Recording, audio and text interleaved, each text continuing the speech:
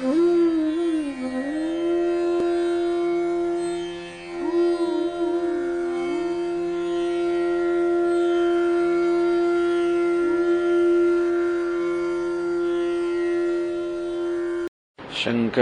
शङ्कराचार्यं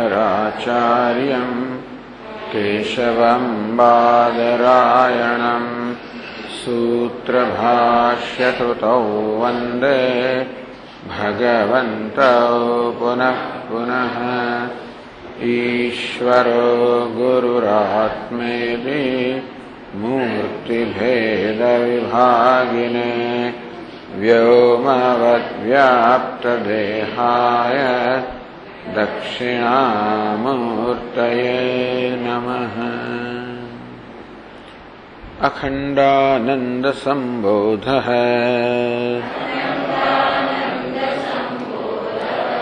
वन्दनाद्यस्य जायते गोविन्दं तमहं वन्दे चिदानन्दतनुं गुरुम्। अखण्डं सच्चिदानन्दम् अवाङ्मनसगोचरम् आत्मानमखिलाधारम् आश्रये भीष्टसिद्धये। यदा लम्बोदरं हन्ते सतां प्रत्यूहसम्भवम् तदा लम्बेदया लम्बम् लंबोदरपदाम्बुजम्।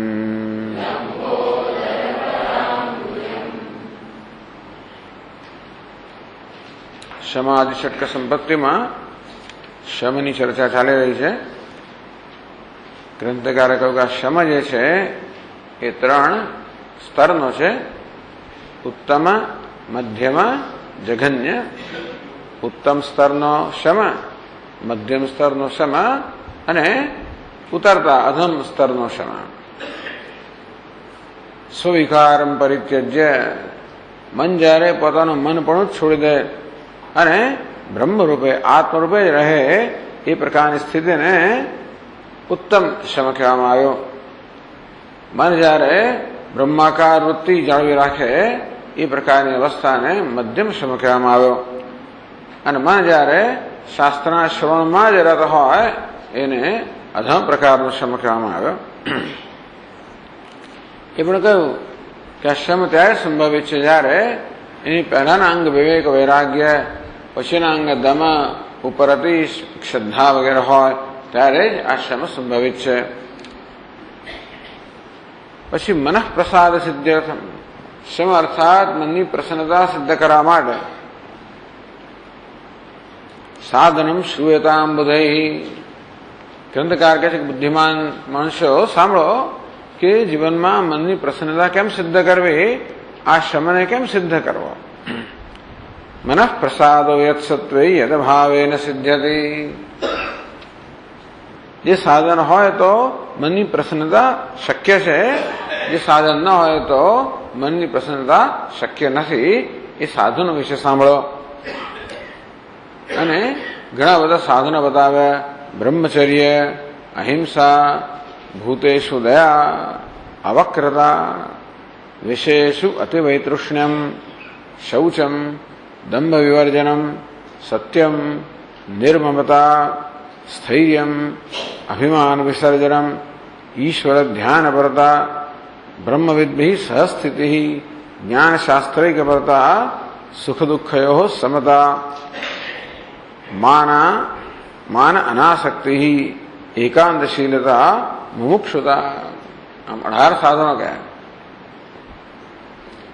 યસ્ય એતત વિદ્યતે સર્વમ, યસ્ય એતત સર્વમ વિદ્યતે, જેનામાં બધું છે, તસ્ય ચિત્તમ પ્રસિદ્ધતે, એનું ચિત્ત હંમેશા પ્રસન્ન હોય, સાંભળે ન હોય. ટૂંકમાં 18 સાધનો 18 પ્રકારની સમૃદ્ધિ જેની પાસે છે એનું ચિત્ત પ્રસન્ન હોય, નિર્મળ હોય. ન ત્વેતદ ધર્મ શૂન્યસ્ય પ્રકારાંતર કોટિભિઃ. પણ જેમનીમાં આ સમૃદ્ધિ નથી, આ દૈવી સંપત્તિ નથી, એ બીજા ગમે તેવા પ્રયત્ન કરતા પણ ચિત્તની પ્રસન્નતા પ્રાપ્ત કરી શકતા નથી. અર્થાત ચિત્તની નિર્મળતા, પ્રસન્નતા પ્રાપ્ત કરવા માટે આ સદગુણોનું સેવન અત્યંત આવશ્યક છે. એક પછી આ જે સદગુણો કહો કે દૈવી સંપત્તિ કહો એનું વર્ણન કરે છે, નિરૂપણ કરે છે. તો એતદ વિલક્ષણમ બ્રહ્મચર્ય, પહેલા બ્રહ્મચર્યની વાત કરી, એમણે આ 8 પ્રકારનું મૈથુનની વાત કરી અને કે આ બધા સિવાયની સ્થિતિ, આ બધાને ટાળવું એને બ્રહ્મચર્ય કહેવામાં આવ્યું. આ બધાનો ત્યાગ, અહિંસાની વાત કરી. વાંગ મન કાય પ્રાણી માત્રમ અપીડનમ. મનથી, વાણીથી કે કર્મથી પ્રાણી માત્રને પીડા ન પહોંચાડવી. એ છેવટે કેમ શક્ય બને? સ્વાત્મવત સર્વભૂતેષુ. બધામાં માણસ પોતાની જાતને ક્યારેય પીડા ન પહોંચાડે, પોતે આત્માને ક્યારેય પીડા ન પહોંચાડે. કારણ કે આત્મા, પોતાની જાત તો સર્વથી પ્રિય વિષય છે, તેથી એને પીડા પહોંચાડવાનું તો કોઈ દિવસ સ્વપ્નમાં પણ એવો વિચાર ના આવે. માણસ કદાચ પોતાના શરીરને પીડા પહોંચાડતો હોય તો એ માટે કે જેથી આત્માને પીડા ના પહોંચે. કદાચ કોઈ આપઘાત કરવા તૈયાર થઈ જતું હોય તો એ આત્માનો પ્રેમ જ બતાવે છે. એટલે આત્માવાળાનો પ્રેમ તો નિરપેક્ષ છે. સ્વાત્મ સર્વભૂત. એ રીતે જયારે બીજાને પણ જોવામાં આવે ત્યાર પછી ત્યાં પ્રેમ સ્વાભાવિક છે, પીડાની સંભાવના જ નથી. એ છેવટે ટૂંકમાં મન, વાણી અને કર્મથી પ્રાણી માત્રને પીડા ન પહોંચાડવી, આ પ્રકારનું મૂલ્ય. જેમ મને જીવવાનું મૂલ્ય છે તેમ દરેક પ્રાણીને જીવવાનું મૂલ્ય છે. હું જીવવા ઈચ્છું છું અને સુખેથી જીવવા ઈચ્છું છું, એમ પ્રાણી માત્ર પણ જીવવા ઈચ્છે છે અને સુખેથી જીવવા ઈચ્છે છે. અને મારી જીવવાની અને સુખેથી જીવવાની ઈચ્છામાં કોઈ આડા આવે હું ન ઈચ્છું, અને તે રીતે બીજાઓ પણ ન ઈચ્છે કે હું એમની એ ઈચ્છામાં આડે આવું. આમ જેવી રીતે મને મારા પોતાની ઈચ્છા માટે આદર કેવો હોય છે, તેવી રીતે બીજાની પણ એ પ્રકારની ઈચ્છા કે જરૂરિયાત કે હક માટેનો આદર. મને મારી જરૂરિયાતો, મારા હક, મારી ઈચ્છા માટે કેવો આદર હોય છે, એવી જ રીતે બીજાના હક, બીજાની જરૂરિયાતો અને બીજાના અધિકાર માટે પણ આદર હોવો. ટૂંકમાં બીજા માટે આદર હશે તો પછી હિંસા નહીં થાય. જ્યારે હિંસા થતી હોય છે, ક્રોધ વગેરેથી પ્રેરણા હિંસા કરતા હોય ત્યારે બીજાનો અનાદર થઈ જતો હોય છે. આમ બીજાનો જે છે એવો આદર, બીજી વ્યક્તિ કે બીજું પ્રાણી કે બીજો જીવ જેવો છે તેવો આદર. અને મુખ્યત્વે તો મનુષ્ય સાથે આ પ્રશ્ન ઉપસ્થિત થતો હોય છે, બીજા બધા પ્રાણીઓ સાથે ઉપસ્થિત થાય પણ છતાં મુખ્યત્વે મનુષ્ય સાથે આપણે સૌથી વધારે અનાદર જો કોનો કરતા હોય તો મનુષ્યનો જ કરતા હોઈએ છીએ. એની પાસે જ આપણે અપેક્ષાઓ ઘણી હોય છે. કૂતરા બિલાડા પાસે શું અપેક્ષા હોય? મને ભસાઈને અમુક વસ્તુ ના કરે, ભાઈ મારા ઘરમાં ના આવીશ તો, બીજું શું વધારે વધારે.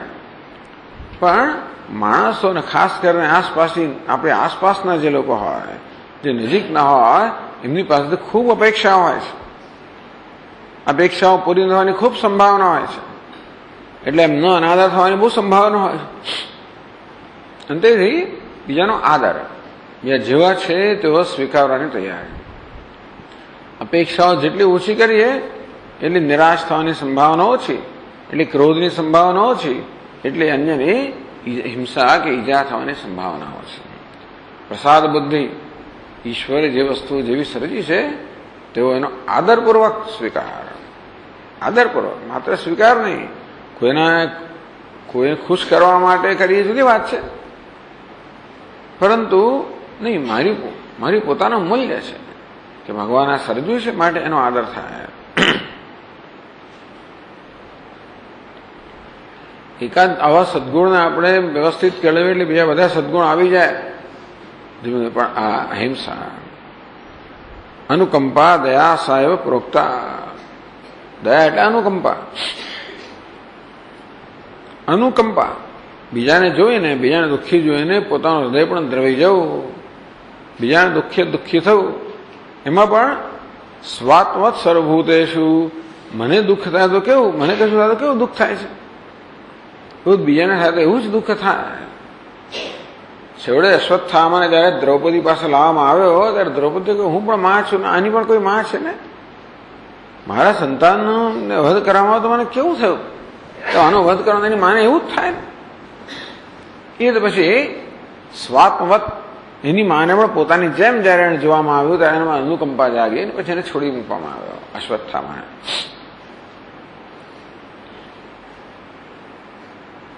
કર્ણત્રિતયેષુ એક રૂપતા અવક્રતા મતા. અવક્રતા કહો, કુટિલતાનો અભાવ, વક્રતાનો અભાવ, સરળતા, નિષ્કપટતા.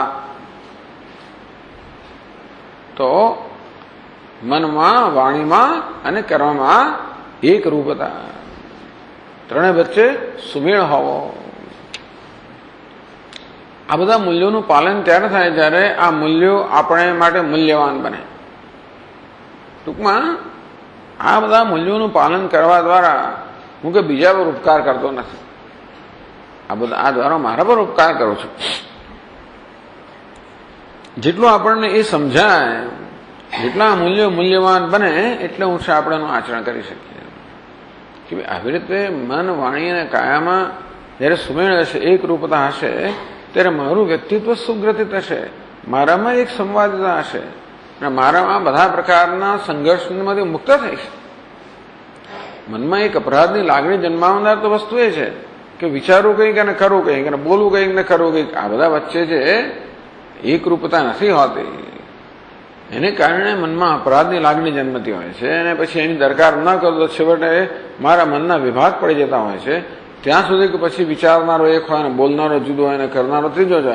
શરૂઆતમાં આપણને અપરાધની લાગણી જન્મે, એની દરકાર ન કરે, ધીમે ધીમે જતી રહે, પછી આપણો સ્વભાવ બની જાય.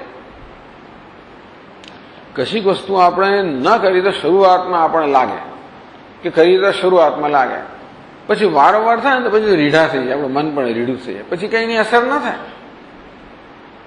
એટલા જ માટે કશું છૂટ્યું ને પછી એને વળી પાછું પકડવું મુશ્કેલ પડી જાય છે. એક વસ્તુ ચાલતી હોય ને જો છૂટી કોઈ કારણસર, રોજ જપ થતો હોય, રોજ ક્લાસમાં આવતો, ગમે તે નિયમ છૂટ્યો, શરૂઆતમાં આપણે લાગે, પછી ઓછું લાગે, ઓછું એમ કરતા કરતા જતું છે. જેવી રીતે આવું જુઠ્ઠું બોલવાની ટેવ હોય, જુઠ્ઠું બોલતા હોઈએ, આ જુઠ્ઠું જ કેમ વિચારવું એક પ્રકારનું, અને જો કે સાચું બોલવાનું પાછળથી આવશે, પણ એટલે અપ્રામાણિક પણ આપણે વ્યક્તિત્વમાં હોય એ શરૂઆતમાં આપણે ખૂંચે, ધીમે ધીમે ખૂંચતું બંધ થઈ જાય. એ તો આવું જ હોય. ઘણા લોકો કહે ને ભાઈ દુનિયામાં આવું જ હોય, આ સિવાય કામ ન ચાલે. એટલે ઘણા દલીલ કરતા હોય છે કે સ્વામીજી આપ અહિંસાની વાત કરો છો, પણ લોકો તો ઠંડે કલે છે, બીજા કોઈનું ખૂન કરી નાખતો હોય, કંઈ થતું નથી. એ જ બતાવે છે કે કરતા કરતા છેવટે એ અપરાધની લાગણી જતી રહે, એ સંવેદનશીલતા જતી રહે.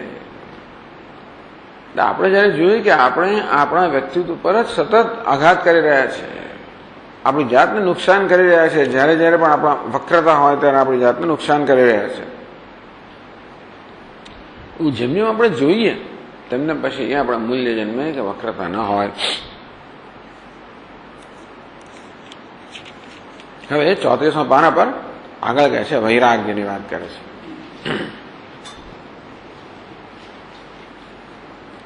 બ્રહ્માદિસ્થાવરાંતેષુ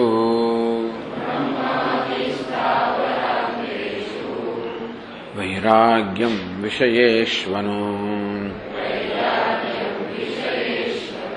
યથૈવ કાકવિષ્ઠાયામ વૈરાગ્યમ તદ્ધિ નિર્મલમ.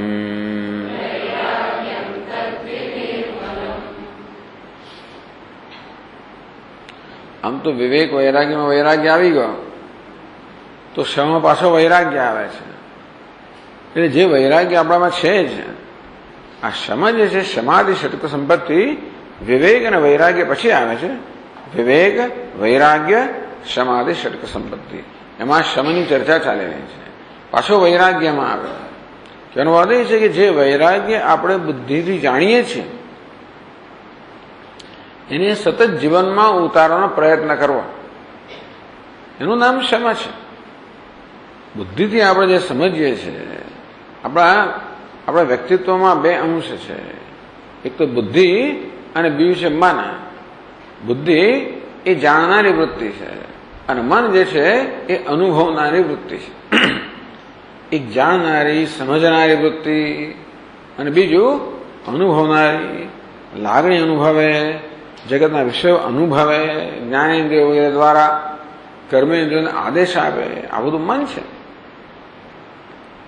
તો બુદ્ધિના મનમાં જયારે સુમેળ નથી હોતો ત્યારે વ્યક્તિત્વની અંદર પેલો વિભાગ હોય છે.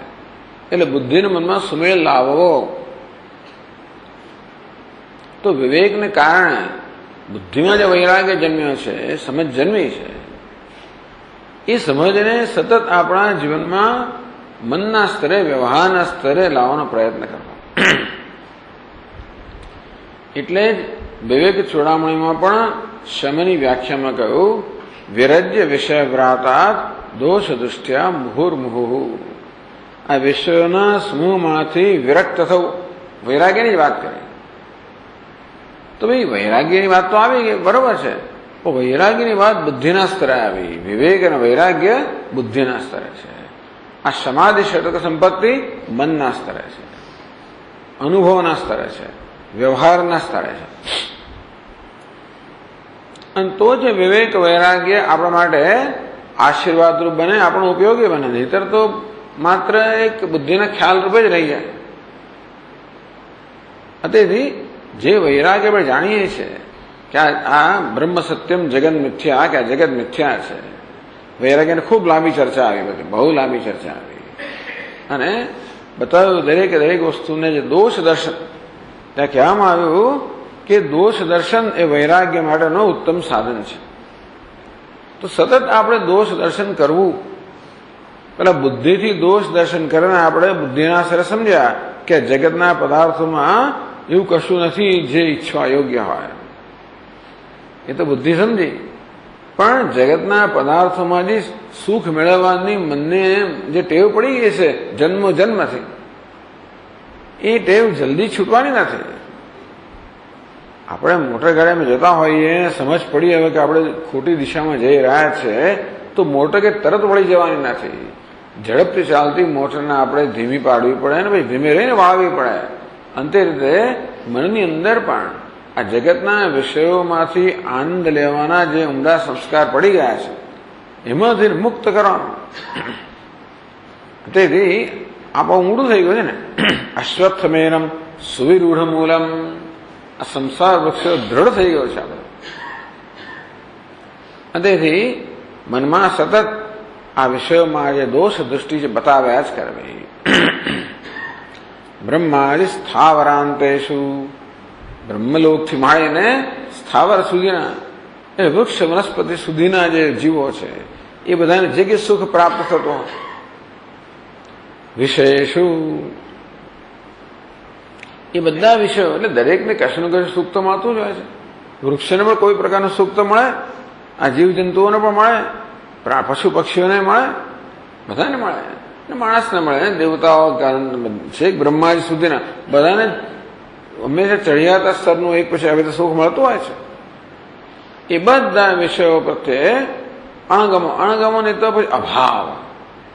એ વિષય પ્રત્યે આમ તો યથૈવ કાકવિષ્ઠાયામ, જેવી રીતે કાકવિષ્ઠા પ્રત્યે આપણે ઘૃણા હોય અથવા તો અભાવ હોય, એટલે કોઈ દિવસ એ વસ્તુને મેળવવાની કે ભોગવવાની ઈચ્છા જન્મે જ નહીં. એ રીતે આ વિષયોને મેળવવાની કે ભોગવવાની ઈચ્છા જ ના જન્મે. આ ઈચ્છા મનમાં જન્મ્યા કરતી હોય છે. બુદ્ધિ ઈચ્છાને સમર્થન આપે તો પછી એ ઈચ્છા પૂરી કરવા માટે કર્મ થાય. ઈચ્છા જન્મે ત્યારે બુદ્ધિ ઈચ્છાને સમર્થન ના આપે. એટલે બુદ્ધિમાં જે વૈરાગ્ય જે સમજે છે એ સતત ઈચ્છાના સ્તરે એ સમજને આપણે વ્યવહારમાં લાવવી. એને મન ઈચ્છા કરે મારે પેલું જોઈએ પેલું જોઈએ, વળી બુદ્ધિ વિશ્લેષણ કરીને મનને બતાવે, એના દોષ બતાવે, વળી પાછી ઈચ્છા કરે, વળી પાછી દોષ બતાવે, વળી પાછી ઈચ્છા કરે. મુહુર્મુહુ વારંવાર આ પ્રકારે કરવાથી જ મનમાં જે ટેવ પડી ગઈ છે, જે ચીલો પડી ગયો છે, એ ધીમે ધીમે ધીમે ઓછો થશે અને મન બદલાશે. તો આ પ્રકારે ક્યાં સુધી કરવાનું? જ્યાં સુધી દુનિયાના કોઈ પણ વિષય માટે આપણને એના વિશે કોઈ આકર્ષણ રહે નહીં, કોઈ આસક્તિ રહે નહીં, કોઈ આકર્ષણ ના રહે, કોઈ રાગ ના રહે, તો દ્વેષ પણ ના રહે. ક્યાંક રાગ છે માટે ક્યાંક દ્વેષ છે. તો મનને રાગમાંથી મુક્ત કરતા જઈએ તેમ પછી દ્વેષમાંથી મુક્ત થતું રહેશે. પછી તો કોઈ આપણા વચમાં આવે નહીં ને, કશું જોઈતું હોય તો પછી જે એની આડે આવનારો એમણે દ્વેષ હોય. તો વૈરાગ્યમ તદ્ધિ નિર્મલમ, એ જ નિર્મળ વૈરાગ્ય છે, અતિશય તૃષ્ણા રાહિત્ય છે. આમ આનું મહત્વ સમજાવ્યું કે આ પ્રકારે વૈરાગ્યનું સેવન કરો, વૈરાગ્યનો અભ્યાસ કરો, વૈરાગ્યને પ્રેક્ટિસ કરો. અભ્યાસ એનું તો કહું તે વૈરાગ્ય છે ગૃહ, વૈરાગ્યનો અભ્યાસ. મન ઈચ્છા કરે એને વૈરાગ્યનું દર્શન, દોષ દર્શન કરાવવા, દોષ દર્શન કરાવવા. શૌચમની વાત કરે છે પછીના શ્લોકમાં. બાહ્યમાભ્યંતરં ચેતે દ્વિધમ શૌચમુચ્યતે મૃજ્જલાભ્યામ કૃતમ શૌચમ બાહ્યમ શારીરકમ સ્મૃતમ અજ્ઞાન દૂરીકરણમ માનસમ શૌચમાંતરમ અંતઃશૌચે સ્થિતે સમ્યક બાહ્યમ નાવશ્યકમ નૃણામ. બાહ્યમ આભ્યંતરં ચ દ્વિવિધમ શૌચમુચ્યતે. આ શૌચ કહો, સ્વચ્છતા કહો કે પવિત્રતા કહો, એ બે સ્તરની છે, બહારની અને અંતરની. મૃજ્જલાભ્યામ કૃતમ શૌચમ બાહ્યમ શારીરકમ સ્મૃતમ. મૃજ્જલાભ્યામ માટીને જળથી, હાથ પગ શરીર સાફ કરવું એ જમાના માટે. આ જમાનામાં સાબુના જળ વગેરેથી આપણા હાથને, પગને, સમગ્ર શરીરને બરોબર સ્વચ્છ રાખવું, એટલે શરીરને સ્વચ્છ રાખવું, શરીરને પણ ખરવું, વસ્ત્રો પણ ખરા, આસપાસની વસ્તુઓ પણ ખરી, એ બધી વસ્તુને સ્વચ્છ રાખવી, સુઘડ રાખવી. આ બાહ્ય સ્વચ્છતા અને સુઘડતા માટેનો પણ એક પ્રેમ, એ બાહ્ય શૌચ. એ આપણા અંદર મનને પણ સુઘડ બનાવશે. બહાર જેમ આપણે સુઘડ રહીશું, બહાર જેટલી વસ્તુ વ્યવસ્થિત હશે, મન પણ એ પ્રકારે વ્યવસ્થિત રહેશે. બહાર જેટલું ગૂંચવાડો હશે, મન પણ ગૂંચવાડાવાળું રહેશે. એટલે એ તો છે જ. અંતેથી વ્યવસ્થિતતા, બહારની પણ સુઘડતા જરૂરી છે, સ્વચ્છતા જરૂરી છે. એટલે સતત થયા જ કરતી હોય છે ને સ્વચ્છતા. પછી એમાં ડાઘા પડવા દઈએ અને પછી 10 દાડા પછી ધોઈશું તો ના લાગે, તરત ડાઘો દૂર કરવો પડે. અહીંયા કંઈક આમ ખસી ગયો તરત એને મૂકી દેવું પડે. ટેલિફોન પર જરા ધૂળ જામી તરત એને સાફ કરવી પડે. આવી રીતે વસ્તુને તરત સાફ કરો તો બરાબર છે, ન કરતો પછી બધા ધૂળ બાજી જાય, બાવા થઈ જાય, ઝાડા બાજી જાય, અથવા પછી ડાઘા બધા ધીમે ધીમે રીઢા થઈ જાય. એટલે વસ્તુને તરત સાફ કરવી. સ્વામી મારી પત્ની તો આખો એ જ કર્યા કરે છે, સવારથી સાંજ સુધી બસ સાફ જ સાફ. એનો પણ અંત નથી જો કે, પણ એક બહારની સ્વચ્છતા માટે એક જાતનો આપણામાં આદર હોવો જોઈએ. શરીરની સ્વચ્છતા, પોતાની વ્યક્તિત્વની સ્વચ્છતા, અને એ બધું પણ ત્યારે બને જ્યારે આપણે આગળ કહે છે મનની સ્વચ્છતા તો જોઈએ જ, પણ બહારની વસ્તુઓ પણ જેમ કે ખોરાક, એ પણ આ ખોરાક મનને અસ્વચ્છ બનાવનાર છે. એ દ્વારા શરીરને સ્વચ્છ બનાવે છે. એટલે ખોરાક જેટલો શુદ્ધ હોય, જેટલો સાત્વિક હોય, એટલું આપણું શરીર પણ સાત્વિક રહેવાનું અથવા સ્વચ્છ રહેવાનું એ પણ જોવાનું હોય. એટલે ભોજનમાં પણ બને એટલી સાત્વિકતા આવે તો સારું. પછી અજ્ઞાન દૂરીકરણ માનસમ શૌચમ આંતરમ. અંદરનું માનસ શૌચ છે, બહારનું શારીરિક શૌચ, અંદરનું માનસ શૌચ. એ તો સીધું જ કીધું, અજ્ઞાન દૂરીકરણ. બસ અજ્ઞાન દૂર કરવું, પછી રહ્યું શું? એટલે મુખ્ય અશુદ્ધિ તો અજ્ઞાન જ છે. મુખ્ય અશુદ્ધિ અજ્ઞાન છે. અજ્ઞાનની પહેલી ઉપજ છે અવિદ્યા, અસ્મિતા. આ દેહમાં અહમ બુદ્ધિ, ઉપાધિમાં અહમ બુદ્ધિ, એ અજ્ઞાનની પહેલી ઉપજ છે. અહંકારમાંથી મમકાર. અહંકારના સિક્યોરિટી માટે, સલામતી માટે જે બધી વસ્તુની જરૂર હોય એમાં અહંકારની સુખાકારી માટે, સ્વસ્થતા માટે, સલામતી માટે જે બધી વસ્તુઓને આપણે જરૂરી ગણતા હોઈએ એમાં મમકાર હોય, એ વસ્તુનો સંગ્રહ વગેરે હોય. એમાંથી પછી રાગ અને દ્વેષ. આપણા અહંકાર મમકારને પૂરા કરવામાં અનુકૂળ હોય એને આપણે રાગ, અને એ પૂરા કરવામાં જે પ્રતિકૂળ આપણે દ્વેષ.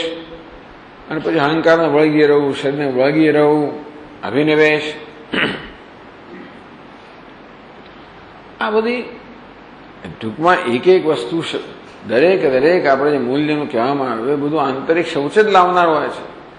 જેમ કે વૈરાગ્ય એ રાગ દ્વેષ દૂર કરીને અશુદ્ધિ દૂર કરનારો છે.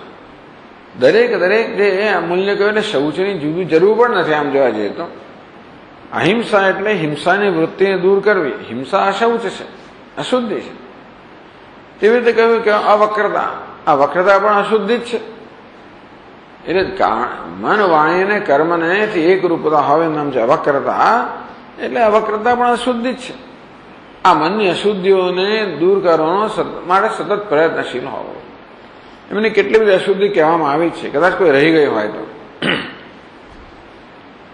એ આંતરિક શૌચ માટે પ્રતિપક્ષ ભાવનાને ઉત્તમ ગણવામાં આવે. પ્રતિપક્ષ ભાવના તો મનની અંદર જ્યારે કોઈ નકારાત્મક વૃત્તિ જન્મે, જે આપણા મનને વિક્ષિપ્ત કરનારું હોય, આપણે એના કારણે દુઃખી થઈ જતા હોઈએ, મનમાં સંઘર્ષ જન્મતો હોય, મનમાં વિક્ષેપ જન્મતો હોય, અશાંતિ જન્મતી હોય, તો એ વૃત્તિને પ્રતિપક્ષ ભાવનાથી દૂર કરવી. હવે આમાં ઘણી બધી વૃત્તિઓની વાત તો કરવામાં આવી. એક વૃત્તિ છે આત્મ તિરસ્કાર કે આત્માનો અનાદર. એક વૃત્તિ, એની આમાં વાત નથી થતી. એક વસ્તુથી આ માણસ સતત પીડાતો હોય છે, પોતાની જાતનો અનાદર, પોતાના પ્રત્યેનો અસંતોષ. આ એક બહુ જ મોટી વસ્તુ છે અંદર, પોતાના પ્રત્યેનો અસંતોષ. પોતાની પાસેથી જે અપેક્ષા રાખીએ છીએ એ અપેક્ષામાં આપણે ઊણા ઉતરીએ ત્યારે આપણને આપણી જાત પ્રત્યે જ અસંતોષ જન્મે. એ આત્મ અસંતોષ, આત્માનો અનાદર, આત્માનો તિરસ્કાર એ મનમાં સતત સંઘર્ષ ઉત્પન્ન કરનારો છે. અને આપણે તો આપણી સાથે તો સતત કામ લેવાનું જ છે. ટૂંકમાં આપણે આપણી જાતને ટાળી જ ના શકીએ. બીજા કોઈ સાથે તકલીફ થતી હોય તો આપણે અંતર ઉત્પન્ન કરીએ, ટાળી શકીએ, બારણા બંધ કરી દઈએ, વ્યવહાર ન કરીએ, ના જઈએ, ના આવવા દે, જે કરવું એ કરી શકીએ બને ત્યાં સુધી. પરંતુ આપણી જાતને તો આપણે ટાળી જ ના શકીએ. આપણી જાતનો અનુભવ તો સતત થયા જ કરવાનો. અને સૌથી પહેલી અપેક્ષા આપણને આપણી જાત પ્રત્યેની જ છે કે હું કેવો હોવો જોઈએ. પહેલી અપેક્ષા ત્યાં જ છે. અને સતત મારી જાતને હું જોયા કરતા હોઉં, મૂલ્યાંકન કર્યા કરતા હોઉં, મારી જાતને હંમેશા મારી જાત જજમેન્ટ, નિર્ણય આપ્યા જ કરતા હોઉં કે હું બરોબર છું કે નહીં બરોબર વગેરે. અને તો મોટે ભાગે મારો નિર્ણય એવો જ હોય કે હું બરોબર નથી, મારી અપેક્ષા પ્રમાણે નથી. અને આ રીતે પોતાની જાતને હલકી પાડવી, પોતાની જાતને ઉતારી પાડવી, આ એક ટેવ બધા જ માણસોમાં હોય છે, ઓછા વધતા પ્રમાણમાં. હવે આ વસ્તુ જયારે અમુક હદથી વધી જાય ને ત્યાર પછી આપણે દુઃખી થઈ જઈએ અને આપણને ડિપ્રેશન આવી જાય, બધું આવી જાય. ને શોક કહો, વિષાદ કહો, ગમગીની કહો, ડિપ્રેશન, આ બધું શેનું પરિણામ છે? પોતાની જાતનો જ અનાદર કે પોતાની જાતનો તિરસ્કાર. આ મનમાં આત્મ તિરસ્કારની વૃત્તિ ઉઠે અને પછી જમા થયા જ કરે તો બહુ બળવાન બની જાય અને શોકમાં પરિણામે, છેવટે ડિપ્રેશનમાં પરિણામે. એટલે બધી માનસિક તકલીફોનો ઉપાય શું છે? આત્મસ્વીકાર, પોતે પોતાની જાતનો સ્વીકાર. ઉદ્ધરેત આત્મનાત્માનમ નાત્માનમ અવસાદેર. ભગવાન કહે છે કે પોતે પોતાની જાતનો ઉદ્ધાર કરવો જોઈએ, પોતાની જાતને હલકી ના પાડવી જોઈએ, પોતાની જાત નીચી ન જવા દેવી જોઈએ. ચાલો, પોતાને હલકી ન પાડવાનો છે નહીં કે ખાલી થાબડ્યા જ કરવું પોતાને, અને જે કે પોતાનામાં દોષ હોય બધા દોષને પણ થાબડ્યા કરવા, એવો એનો હેતુ નથી. એ દોષ વિશે કશું ન કરવું, એને ચલાવી લેવા, એવો હેતુ નથી. પણ આપણામાં જે કંઈ મર્યાદાઓ છે એ આપણો વાંક નથી. આપણે આપણી જાત વિશે બહુ વધારે પડતા કઠોર થવાની જરૂર નથી. આપણે આપણી જાત માટે પણ વધારે બહુ કઠોર હોઈએ છીએ એવી જરૂર નથી. આપણે પ્રત્યે પણ જરા થોડા કોમળ હોઈએ. જેમ દુનિયા પ્રત્યે ક્ષમાની ભાવના, એમ પોતા પ્રત્યે ક્ષમાની ભાવના હોય કે ચાલો મારામાં બધી મર્યાદાઓ છે, વાત સાચી છે, મારો સ્વભાવ એવો છે સ્વામીજી, મારું આમ છે ને મારામાં પેલું છે ને, આવી જાતના વિચારો આવે છે ને, આવું થાય છે, આમ છે જ. અને વેદાંત જેમ જેમ સાંભળીએ તેમનું આપણા મનમાં એક આદર્શ ઉત્પન્ન થયા જ કરે કે કેવા હોવા જોઈએ, અને સરળ આપણી જાતને મૂલ વ્યાજ કરીને એવું ના દેખાય એટલે આપણો અસંતોષ રહેવાનો જ. અને તેથી સતત આપણી જાતનો અનાદર થયા કરે, આપણી જાતના મનમાં ને મનમાં એવું મનમાં ચાલ્યા જ કરતું હોય છે. તો આ એક મોટી અશુદ્ધિ છે. એટલે પોતાની જાતનો સ્વીકાર. ઉદ્ધરેત આત્મના આત્માનમ. મારી જાતનો ઉદ્ધાર કરવા માટે હું બધો જ પ્રયત્ન કરીશ. જે કંઈ મર્યાદાઓ કે દોષ મારામાં જણાય છે એ બધામાંથી મુક્ત થવાનો પૂરો પ્રયત્ન કરીશ. એવું નથી કે હું નહીં પ્રયત્ન કરું. સાથે સાથે અત્યારે હું જે છું એનો અનાદર કે તિરસ્કાર પણ નહીં કરું. જે છું તે છું, એ હવા મારો વાંક નથી. જે સ્વભાવ મારો છે એ હવામાં મારો વાંક નથી. આ પ્રકારે આવું મન મને ભગવાન આપ્યું છે અને મનમાં આ પ્રકારનો સ્વભાવ છે. હવે શું કરવું એ જવાબદારી મારી છે. એને બદલવું, જ્યાં જરૂર પડે ત્યાં સુધારવું, બદલવું વગેરે એ કરવાની મારી જવાબદારી ખરી. પણ જે છે એ માટે દોષ આપવાની કોઈ જરૂર નથી.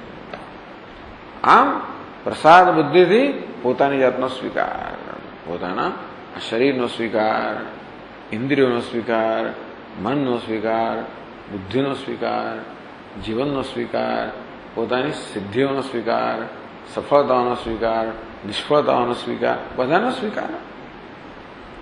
જે છે એ બરોબર છે. આમ બીજી એક વિશ્વ એ છે વ્યવહારમાં કે હંમેશા આપણે બીજું કંઈક થવા માંગીએ છીએ. આપણા મનમાં એક આદર્શ હોય છે અને તેથી આપણે આદર્શ સાથે સરખાવ્યા કરીએ. હંમેશા બીજો કોઈક બનવા માંગો છું. મારે બીજા કોઈ બનવાની જરૂર નથી. મારે બીજું કશું થવાની જરૂર નથી. એટલે ભાઈ સંગીતકાર બરોબર છે, કેવું સરસ ગાય, હું એવું નથી મારામાં, શું કરવું? ભગવાને આપણને જે કંઈ શક્તિઓ કે પછી આવડતો આપી હોય એનો વિકાસ કરવો એ આપણે જવાબદારી છે. પણ કોઈ વ્યક્તિ બીજું ના, એવી જરૂર હોત તો ભગવાન મને એવો બનાવ્યો હોત. ભગવાને મને આવો બનાવ્યો, આવું શરીર આપ્યું, આ પ્રકારની આવડ જે ક્યાં આપ્યું એનું કારણ કે ભગવાનને એ પ્રકારની જરૂર છે. ભગવાન પોતાની જરૂરિયાત પ્રમાણે બનાવે ને. એના જગતનું સંચાલન કરવાનું હોય તો એ પ્રમાણે બનાવે. તેથી બસ આવું શરીર બનાવ્યું છે, આવું બનાવ્યું છે, એને આવી જરૂર હશે.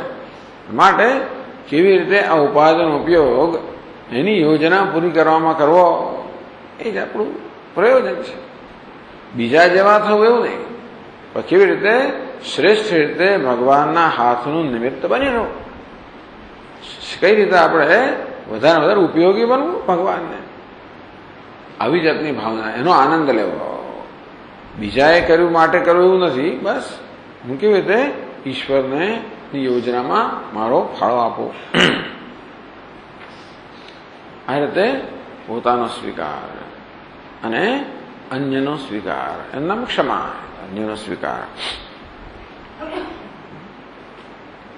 કે દુનિયામાં ભગવાને જે બનાવ્યું છે બધામાં ગુણ દોષ બધા રાખેલા જ છે.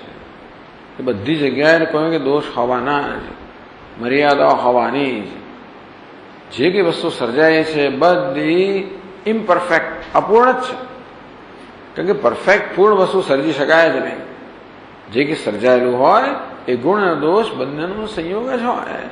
પણ દોષ અને મર્યાદા બધે હોવાના. એટલે કહે ને, જેના ભગવાને કોયલનો સરસ અવાજ આપ્યો અને કાળી બનાવે, ચંદ્રમાનો આહ્લાદ બનાવ્યો, સુંદર બનાવ્યો, અંદર કલંક મૂક્યો. એવું કબીરજી ગાય છે ને. એ બધી જગ્યાએ ભગવાને કશું કશું મૂકી આપ્યું છે. ગળે ઘંટ વળગાડી આપે છે. ટૂંકમાં દરેકને કશું કશું આપેલું જ છે. અંતેથી એ જોયા કરીએ તો પત્તો અંતેથી તો હોવાનું છે. અને માટે બીજાની મર્યાદા અને દોષ સહિત એમનો સ્વીકાર કે આ ઈશ્વરનું સર્જન છે, તેમ આપણી જાતનો સ્વીકાર અને અન્યનો સ્વીકાર, જીવનનો સ્વીકાર, જે છે તેનો સ્વીકાર. એમાં આપણે પરિવર્તન લાવી શકતા હોઈએ તો લાવીએ, વસ્તુઓ સુધારો થતો તો કરીએ. સ્વામી આપ કહો છો કે જે છે એનો સ્વીકાર એટલે કહો બદલવાનો, ખુરશી છે એ મુકાય ના મુકાય, મુકાય નહીં. પણ ખુરશીને તિરસ્કાર છો નહીં. અહીં છે એમ કે એના પર ગુસ્સે ના થશો, એને અહીં મૂક્યો જ મૂકો. વસ્તુ બદલવી હોય, અનુકૂળ બનાવે તો બનાવો. એવું નથી કે અનુકૂળ ના બનાવે, બનાવી શકાય. પરંતુ અત્યારે જે છે એનો તિરસ્કાર કર્યા વગર, આ છે પણ આદરણીય છે, આ પણ આદરણીય છે, આ વધારે અનુકૂળ છે એ પ્રમાણે કરો. અહીં છે મારે તિરસ્કાર યોગ્ય છે એવું નહીં, અહીં છે એ પણ બરાબર છે, આ વધારે અનુકૂળ છે.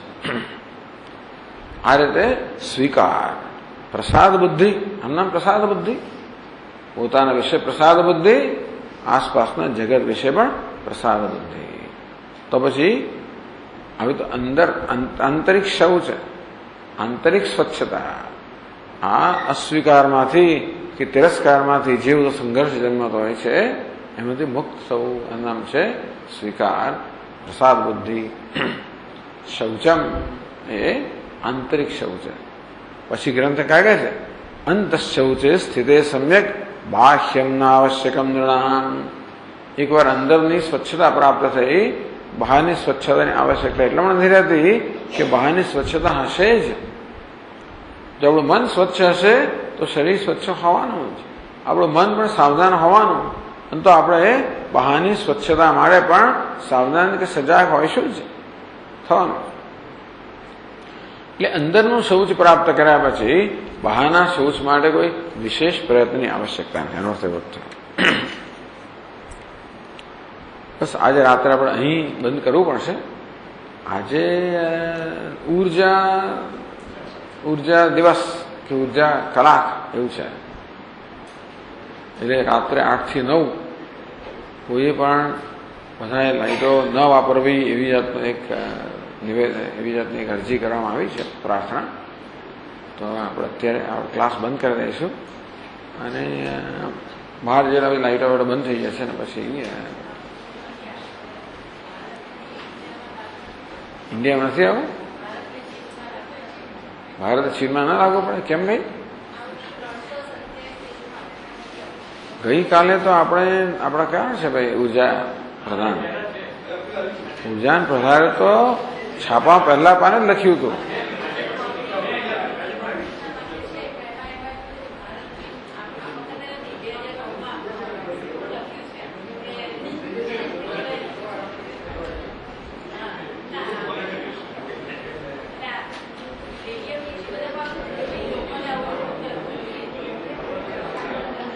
ચાલો હવે 8 વાગે બંધ કરો, વાંધો ના. ઓમ પૂર્ણમદ પૂર્ણમિદમ પૂર્ણાત પૂર્ણમુદચ્યતે પૂર્ણસ્ય પૂર્ણમેવાવશિષ્યતે ओम शांति शांति शांति। शंकरं शंकराचार्यं केशवं बादरायणं सूत्रभाष्यकृतौ वन्दे भगवन्तौ पुनः पुनः।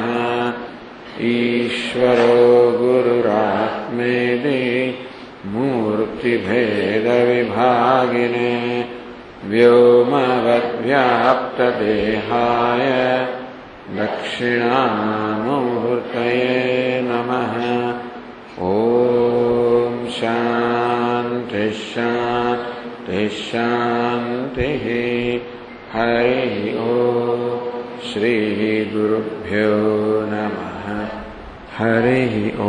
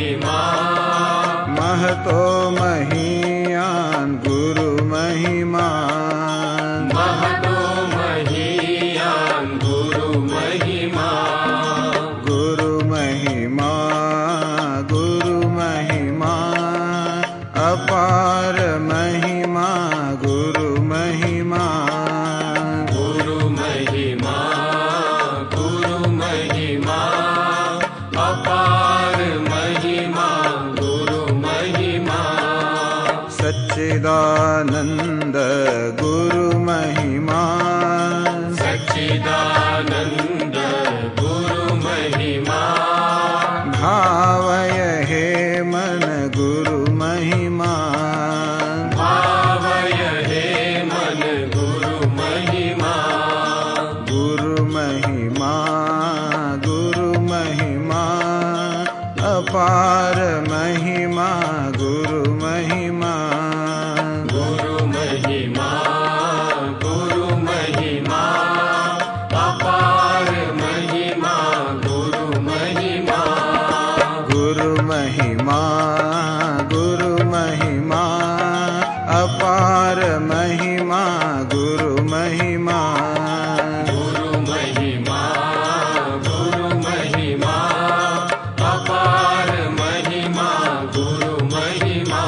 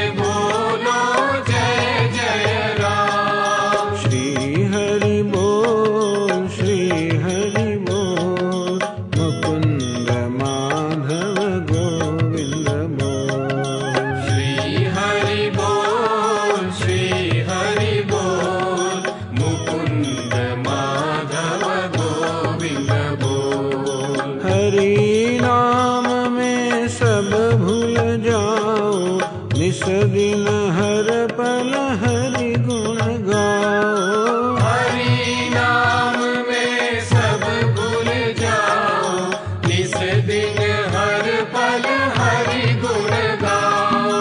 हरि नाम में सब भूल जाओ, निस दिन हर पल हरि गुण गाओ। हरि नाम में सब भूल जाओ, निस दिन हर पल हरि गुण गाओ। श्री हरि बोल, मुकुंद माधव गोविंद बोल। श्री हरि बोल, मुकुंद माधव गोविंद बोल। श्री हरि बोल, मुकुंद माधव गोविंद बोल। श्री हरि बोल, मुकुंद माधव गोविंद बोल। मुकुंद माधव गोविंद बोल। मुकुंद माधव गोविंद बोल। मुकुंद माधव गोविंद बोल। मुकुंद माधव गोविंद बोल। मुकुंद माधव गोविंद बोल। मुकुंद माधव गोविंद बोल। मुकुंद माधव गोविंद बोल। मुकुंद माधव गोविंद बोल। मुकुंद माधव गोविंद बोल। मुकुंद माधव गोविंद बोल।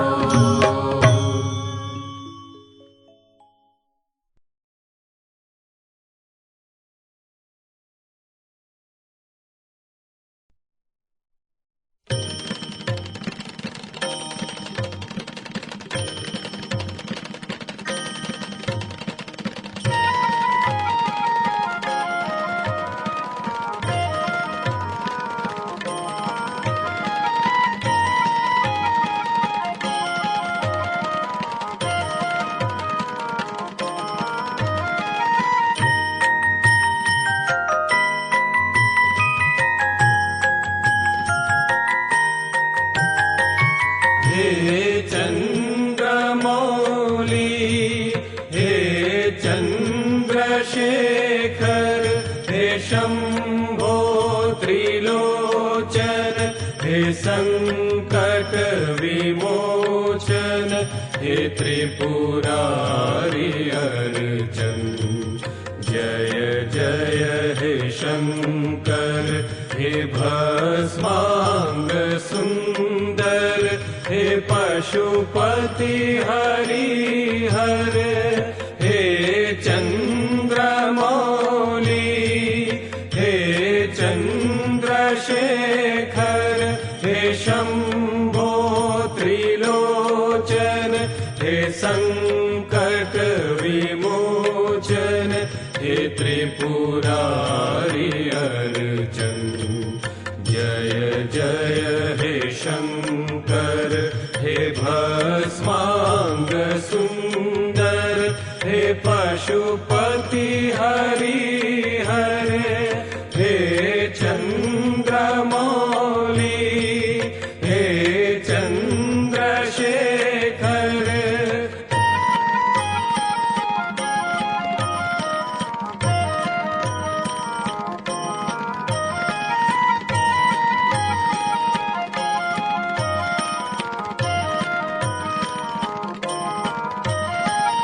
कंठे धरी छे ते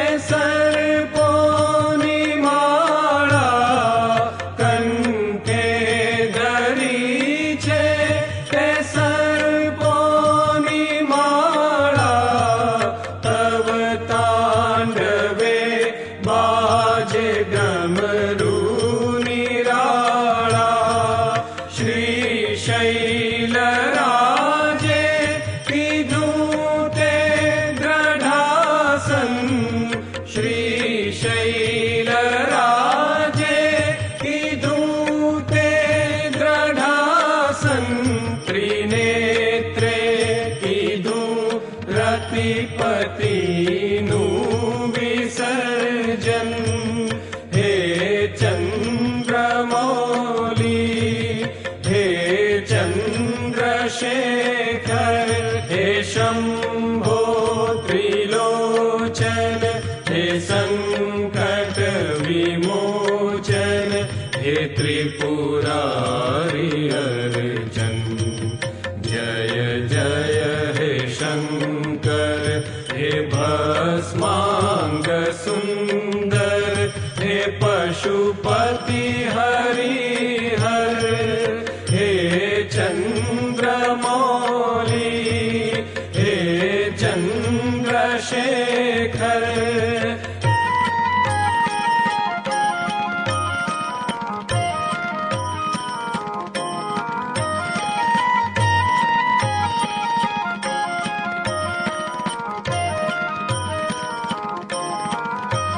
प्रभु विश्व काजे ते शिर गंगाधारी प्रभु विश्व काजे ते शिर गंगाधारी पर्वत दुहितानि पूजा स्वीकारी जगमंगला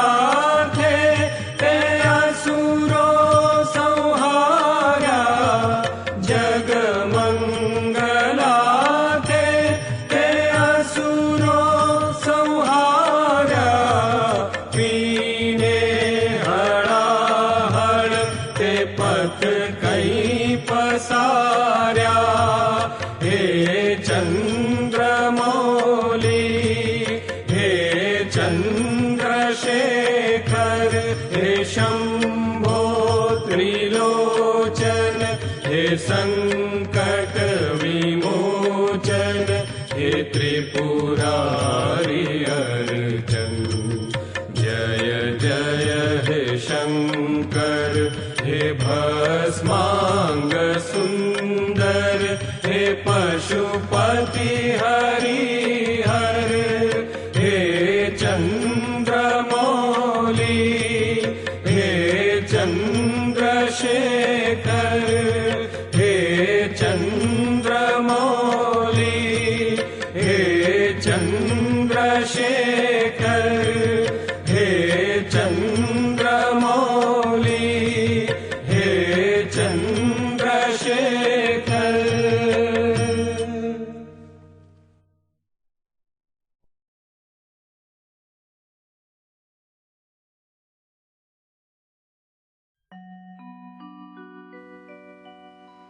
हर हर शंकर सांब सदा शिव ईशा महेशा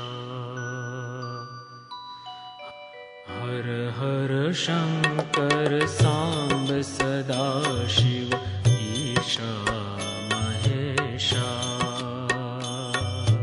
हर हर शंकर सांब सदा शिव ईशा महेशा तांडव प्रिय हर चंद्र कलाधर ईशा महेशा तांडव प्रिय हर चंद्र कलाधर ईशा महेशा अम्बासुतलंबोदर वंदित ईशा महेशा अम्बासुतलंबोदर वंदित ईशा महेशा तुंग हिमाचल शृंग निवासित ईशा परेशा तुंग हिमाचल शृंग निवासित ईशा परेशा हर हर शंकर सांब सदा शिव ईशा महेशा हर हर शंकर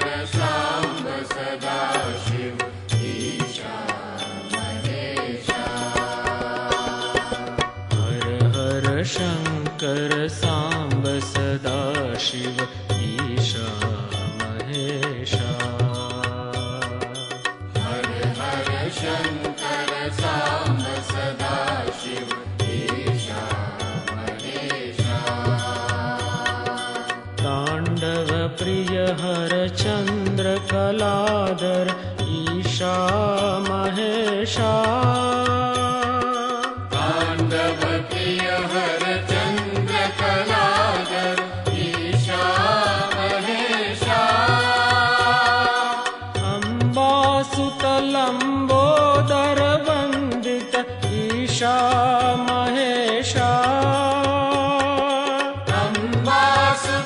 अम्बासुतलम्बोदर वन्दित ईशा महेशा तुंग हिमाचल शृंग निवासित ईशा परेशा तुंग हिमाचल शृंग निवासित ईशा परेशा हर हर शंकर सांब सदा शिव ईशा महेशा हर हर शंकर सांब सदा शिव ईशा महेशा ईशा महेशा ईशा महेशा जगदीशा महेशा जगदीशा महेशा जगदीशा महेशा जगदीश